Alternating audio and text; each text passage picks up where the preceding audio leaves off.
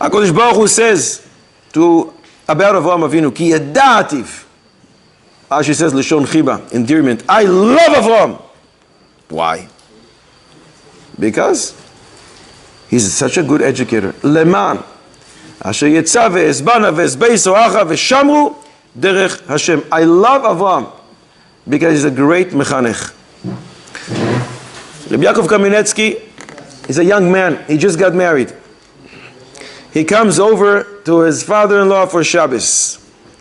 R Yaakov Kamenetsky came over with his Rebbetzin and with his young son, 1.5 years old, something like that. In the middle of the meal, the kid decides to go on the table. And he starts running on the table, back and forth and back and forth and back and forth. R Yaakov Kamenetsky does nothing. His father-in-law says, "R Yaakov, why don't you stop him? Give him a little patch. Why is he running a mashigah on the table?" And R Yaakov Kamenetsky says to him, I was thinking, what is the definition of chinuch? If it's something that the kid won't do when he's an adult, I don't need to stop him. That's not chinuch. Chinuch is to stop him from doing something that potentially he's going to continue doing later on in life. How many times did you see a 30-year-old in the middle of the meal getting on the, if he's not drunk, getting on the table and starting to what? Doesn't happen. So he says to him, if I do try and stop a little kid from doing something that he will not do later, that's not chinuch. That I'm doing for ulterior motives. My kavod, comfort, what will people say about me, gaiva. It could be a million reasons why I want to stop this kid from running around the table. Very uncomfortable. I'm a young chassan by my father-in-law. What is he going to think about me? Chinuch is only stopping the kid from doing something wrong that he may continue to do later. But if this kid is doing something right now that he won't do later, so it's just an opportunity for me to work on my midos, to work on my patience. And this is so relevant to us. Shabbos, Friday night, everybody's tired. Tough week, long week. And the kids, whatever, they're doing what they're doing. Chas v'sholom, to turn the Shabbos table into a courtroom. Stop doing this! Why don't you sing? What is this? Commands, orders, barking. We're not trying to train our kids, they're not animals. We're trying to educate them. And the only way to do that is with simcha, is with warmth. And if he is not singing right now, so you sing twice. Be his shaliach.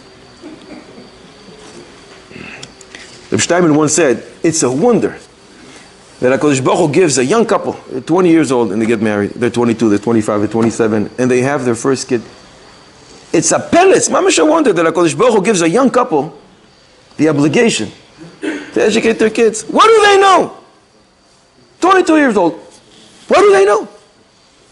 Why didn't HaKadosh Baruch Hu set the system in a way, you take some courses, you get some life experience, and when you're 40, then you have your kid. Now you're ready to go. When you're 50, you give a 20-year-old. It's the hardest thing to do, Chinuch. The hardest thing to do. What's harder, to fly a plane or to educate your kids?